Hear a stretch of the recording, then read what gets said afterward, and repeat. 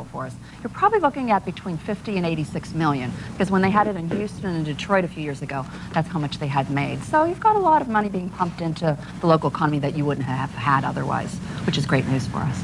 Let me ask you the following. Can the average fan still go to the All-Star game? Can a guy take his 12-year-old son in hand with his pirate cap on and go watch Jason Bay in the All-Star game? Unfortunately, no. Probably not. The problem is, as we all know, you've got 39,000 seats available as compared to Three Rivers had how many? 55. Almost 55, almost 60.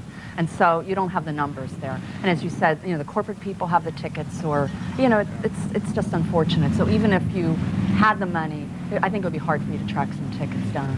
Why don't you have your own show? Why aren't people talking more about this stuff? Because Craig brought up a very good point in our annual outline here of the show. A typical consumer feels powerless to impact the economy. Are they? I mean, I think people need to know this stuff, Audrey. I mean, you're on every show, you're on national TV, you're quoted in just about every paper every day, but people need to have their finger on the pulse of this stuff. And what Craig brings up is a very good point. Oh, you're right, Rob. That's exactly true. You know, one of the big things that viewers want to know about is consumer issues. They want to know, how can I save money and how can I save time? And you don't really find that in any markets, nationally as well as locally. And I think it's something that people just gravitate towards. They want to know, like, what's happening in the marketplace, what stores, what's happening there, what types of products are available, how can I get better customer service, which is one of the things I've focused on in my research lately. You know, so if I'm dealing with my doctor, if I'm dealing with a fitness center, or if I'm doing someone's doing my lawn for me, how can I make sure that they do it the best for me, and that way I'm totally satisfied. I'm paying enough money for these services that I want the best. And so that's, you know, there's tips, there's ideas, there's tricks to the trade, you know, inside secrets to department stores. How do you get better air travel and, you know, deal with a travel agency? Or how do you get the best hotel room, you know, with the best view?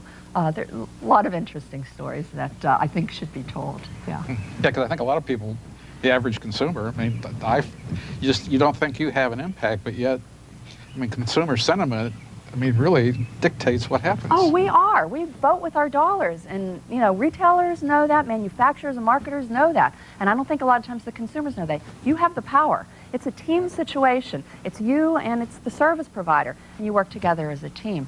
You know, and as a result, you can make an impact, at least on your economic situation, and perhaps on the whole community at large. I would not be doing my American duty unless I didn't get one shot in at Walmart before I let you go. You and I, it's kind of sure dead. We've got the torches. We're out in front of the castle here, standing at the bridge over the moat.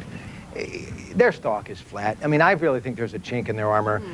Just tell me, consumers are not getting the best possible service or products. I think they're being deceived, in my opinion. Right, and we have talked about this so many times.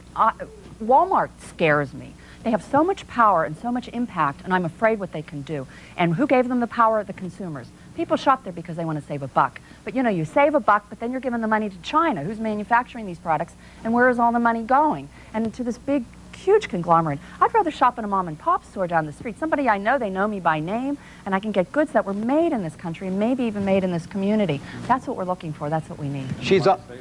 Yes, the money has to stay here. She's Audrey Gusky. She'll be back on a semi-regular basis, and boy, you can just feel the energy. And the last thing I'll leave you with, JCPenney's. She's the first to tell me, and they're doing bigger and better than ever. So shop JCPenney's. We'll come back right after this. Some recent events on the front page with Craig and I. Stay tuned. Soaring Eagle is a